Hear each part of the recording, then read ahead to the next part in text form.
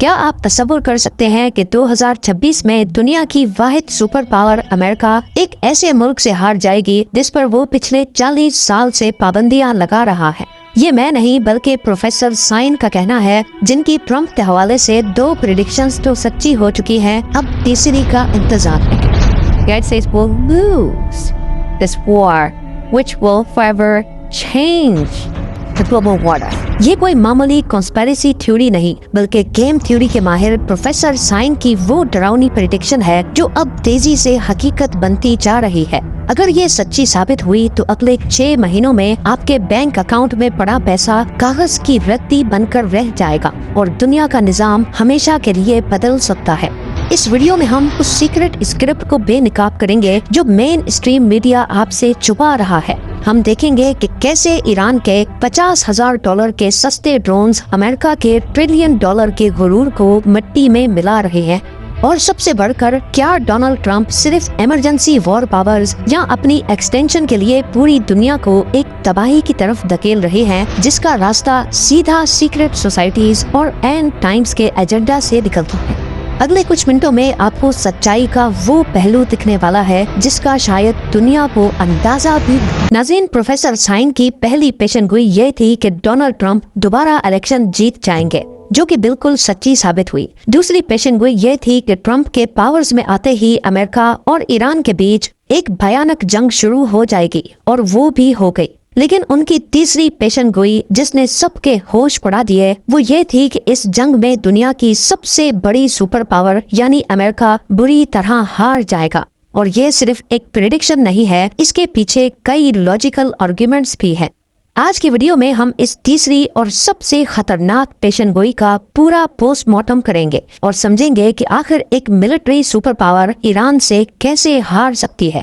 Professor sign, جو کہ game theory اور جیو پولیٹیکل ایونٹس کے بہت بڑے ماہر ہیں، انہوں نے اپنے نئے انٹرویو میں بالکل کلیئر کر دیا ہے کہ امریکہ کسی بھی صورت میں یہ جنگ نہیں جیت سکتا۔ چلیے سیدھا پوائنٹ پر آتے ہیں اور سمجھتے ہیں کہ ایران آخر اس وقت کہاں کھڑا ہے۔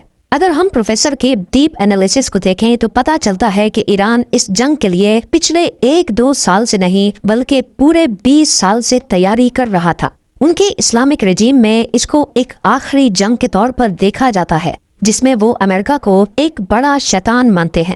ایران نے پچھلے سال جون میں ہونے والی جنگ سے بہت زیادہ ایکسپیرینس حاصل کیا۔ اس وقت انہوں نے صرف حملہ نہیں کیا بلکہ امریکہ اور اسرائیل دونوں کی طاقت، ان کے ڈیفنس سسٹمز کی کمزوریاں اور ان کے حملہ کرنے کے طریقوں کو بہت گہرائی سے اسٹڈی کیا۔ ان کے پاس پورے 8 مہینے تھے اس نئے حملے کی مکمل تیاری کرنے کے لیے، اور اس دوران وہ امریکہ کے ساتھ ڈائلاگ میں آ کر اور کچھ نہیں صرف ٹائم خرید رہے تھے۔ سب سے بڑی بات یہ ہے کہ ایران ڈائریکٹلی لڑنے کے بجائے اپنی پروکسیز کا بہترین استعمال کر رہا ہے۔ ان پروکسیز میں یمن کے ہوتیز، لیبنان کی حزب اللہ، پیلسٹائن کا حماس اور عراق اور سیریا کی مختلف شیعہ ملیٹنٹس شامل ہیں۔ ان سب نے مل کر امریکہ کی مینٹلٹی اور ان کے لڑنے کے طریقے کو اچھی طرح ریڈ کر لیا ہے۔ اب ان کی اسٹریٹجی صرف امریکن فوجیوں کو مارنا نہیں بلکہ ان کی ماسٹر اسٹریٹجی یہ ہے کہ پوری امریکن امپائر اور گلوبل اکنامی کو تباہ کیا جائے۔ یہ لوگ ڈائریکٹلی امریکہ سے ٹکرانے کے بجائے ان کنٹریز کو نشانہ بنا رہے ہیں جو امریکہ کی اکنامی کی اصل طاقت ہے، یعنی GCC کنٹریز جن میں سعودی عرب، UAE، قطر اور بحرین شامل ہے۔ ایران کی یہ اسٹریٹجی کتنی خطرناک اور ویل پلانڈ ہے اس کا اندازہ آپ اس بات سے لگا سکتے ہیں کہ وہ صرف ملٹری بیسز پر میزائلز نہیں گرا رہے بلکہ ان عرب ملکوں کے کرٹیکل انرجی انفراسٹرکچر اور پانی کے نظام کو بھی ٹارگٹ کر رہے ہیں۔ مڈل ایسٹ کے ان ملکوں میں پینے کے پانی کا کوئی نیچرل ریسورس نہیں ہے، وہ سمندر کے نمکین پانی کو ڈی سیلینیشن پلانٹس کے ذریعے پروسیس کر کے استعمال کرتے ہیں۔ ان ملکوں کا 60% سے زیادہ پانی انہی ڈی سیلینیشن پلانٹ سے آتا ہے۔ پروفیسر سائن نے ایک بہت ہی ڈراؤنی مثال دے کر سمجھایا کہ ایک چھوٹا سا ایرانی ڈرون جس کی قیمت مشکل سے $50,000 ہوتی ہے، اگر وہ سعودی عربیہ کے شہر ریاض کے ایک مین واٹر ڈی سیلینیشن پلانٹ پر گر جائے اور اسے تباہ کر دے تو اس 10 ملین کی آبادی والے شہر میں صرف 2 ہفتے کے اندر اندر پینے کا پانی ختم ہو جائے گا۔ ذرا تصور کریں کہ 2 ہفتے میں ایک پورا شہر پیاس سے مرنے لگے گا۔ اس کے ساتھ ہی ایران نے اس وقت پریکٹیکلی اسٹریٹ آف ہارموز جیسے اہم سمندری راستوں کو بلاک کرنا شروع کر دیا ہے، جہاں سے ان عرب ملکوں کا 90% کھانا اور اناج آتا ہے۔ عام طور پر لوگ سمجھتے ہیں کہ اس کشیدگی سے صرف تھوڑی بہت مہنگائی آئے گی یا گلوبل اکنامی ڈسٹرب ہوگی، لیکن اصل میں ایران اس وقت سعودی عربیہ اور UAE جیسے ملکوں کے وجود کو مٹانے کی دھمکی دے رہا ہے۔ اور یہاں آپ کا یہ جاننا بھی ضروری ہے کہ یہ عرب ملک امریکہ کی اکنامی کے لیے بھی ایک ریڑھ کی ہڈی کا کام کرتے ہیں۔ اس کی اصل وجہ پیٹرو ڈالر کا نظام ہے۔ یہ عرب ملک اپنا آئل دنیا کو ڈالرز میں بیچتے ہیں، جس سے ڈالر کی ڈیمانڈ ہمیشہ اوپر ہی رہتی ہے۔ پھر یہی ملک ان ڈالرز کو واپس امریکہ کی اسٹاک مارکیٹ اور ریئل اسٹیٹ میں انویسٹ کر دیتے ہیں۔ آج کل امریکہ کی پوری اکنامی اور اسٹاک مارکیٹ آرٹیفیشل انٹیلیجنس پر کھڑی ہے۔ ان AI ڈیٹا سینٹرز میں سب سے زیادہ ہیوی انویسٹمنٹ انہی گلف اسٹیٹس اور عرب ملکوں کی ہے۔ اس جنگ کے چلتے اگر یہ گلف اسٹیٹس اپنا آئل نہیں بیچ پائیں گی تو ظاہر ہے ان کی اکنامی تباہ ہو کر رہ جائے گی، اور ظاہر ہے پھر وہ امریکہ کے AI سسٹم میں مزید انویسٹمنٹ کرنا بند کر دیں گے۔ جس دن یہ عرب انویسٹمنٹ رکی، امریکہ کا یہ جھوٹا AI ببل پوری طرح پھٹ جائے گا اور اس کے ساتھ ہی پوری امریکن اکنامی زمین پر آ گرے گی، جسے پروفیسر سائن نے اپنی زبان میں ایک فائنینشل پونزی اسکیم کا نام دیا ہے۔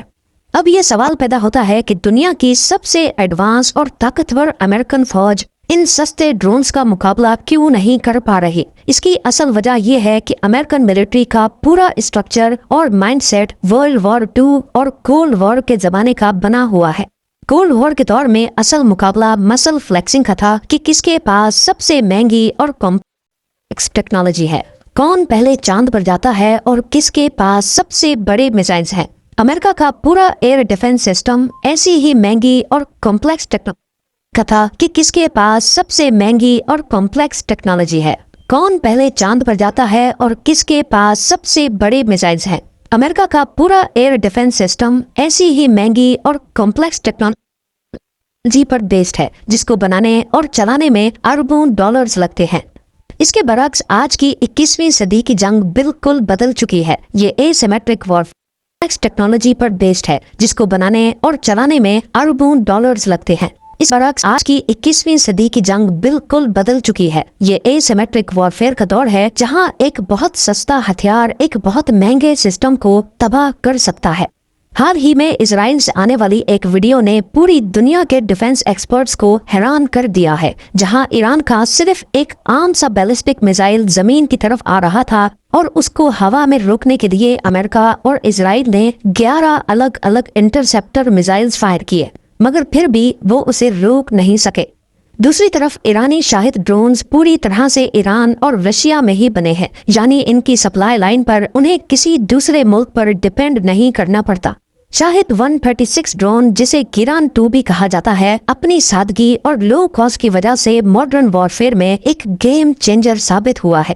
ان ڈرونز میں 2 اسٹروک پسٹن انجن ہے، جو 185 کلومیٹرز پر آور کی اسپیڈ سے 2000 کلومیٹر کا فاصلہ صرف اور صرف 100 لیٹر فیول میں طے کر سکتا ہے۔ اس کو چلانا بھی کوئی زیادہ مشکل نہیں ہے، صرف GPS کوآرڈینیٹس ڈال کر اسے روانہ کر دیا جاتا ہے۔ اور کیونکہ یہ بہت لو فلائنگ کرتے ہیں، جس کے 2 فائدے ہیں، ایک تو یہ جہاں سے گزرتا ہے خوف پھیلاتا ہوا جاتا ہے، اور دوسرا لو فلائنگ کی وجہ سے اس کو انٹرسیپٹ کرنا بھی بہت مشکل ہے۔ صرف 8 فٹ چوڑا یہ ڈرون 40 kg تک بارودی مواد لے کر جا سکتا ہے۔ اسے مہنگے انٹرسیپٹر سے روکنا ایسا ہی ہے جیسے گاڑی کو روکنے کے لیے ٹرین کا استعمال کیا جائے۔ US ڈیفنس منسٹر اور جوائنٹ چیف آف اسٹاف نے CNN کو بتایا ہے کہ ایرانی ڈرون امید سے زیادہ بڑا مسئلہ پیدا کر رہے ہیں اور انہیں بیلسٹک میزائلز کے مقابلے میں روکنا زیادہ مشکل ہے۔ یہ ایک بہت بڑا فائنینشل ڈیزاسٹر ہے۔ ایک طرف ایران کا ایک سستا سا ڈرون یا میزائل کچھ $1000 کا ہے، جبکہ اس کو گرانے کے لیے امریکہ جو ایک انٹرسیپٹر میزائل چلاتا ہے اس کی قیمت کئی ملین ڈالرز ہے۔ جب آپ $50,000 کے ڈرون کو مارنے کے لیے $2 ملین کا میزائل چلائیں گے تو یہ جنگ آپ لمبے عرصے تک افورڈ نہیں کر سکتے۔ اب امریکہ کے پاس ان مہنگے میزائلز کا اسٹاک تیزی سے کم ہو رہا ہے اور انہیں اپنے ایشیا والے ملٹری ریزروز کو بھی استعمال کرنا پڑ رہا ہے، جو انہوں نے چائنا کے ڈر سے بچا کر رکھے تھے۔ یہ اصل میں امریکہ کے اس غرور کے ٹوٹنے کی نشانی ہے جس نے 20 سال سے پوری دنیا پر اپنی بادشاہت قائم کی ہوئی ہے۔ اگر یہ سلسلہ ایسے ہی چلتا رہا تو نہ صرف پیٹرو ڈالر تباہ ہو جائے گا بلکہ دنیا تیزی سے ایک ملٹی پولر ورلڈ کی طرف چل پڑے گی جہاں امریکہ کا دنیا پر انفلوئنس دفن ہو کر رہ جائے گا۔ اس سب کے علاوہ ابھی تک امریکہ اور اسرائیل صرف ہوا سے حملے کر رہے ہیں، لیکن تاریخ گواہ ہے کہ آج تک دنیا کا کوئی بھی ملک صرف ہوائی حملوں کے ذریعے کسی دوسرے ملک کی حکومت نہیں بدل سکا۔ رجیم چینج کے لیے آپ کو ہر حال میں گراؤنڈ ٹروپس کو اتارنا پڑتا ہے۔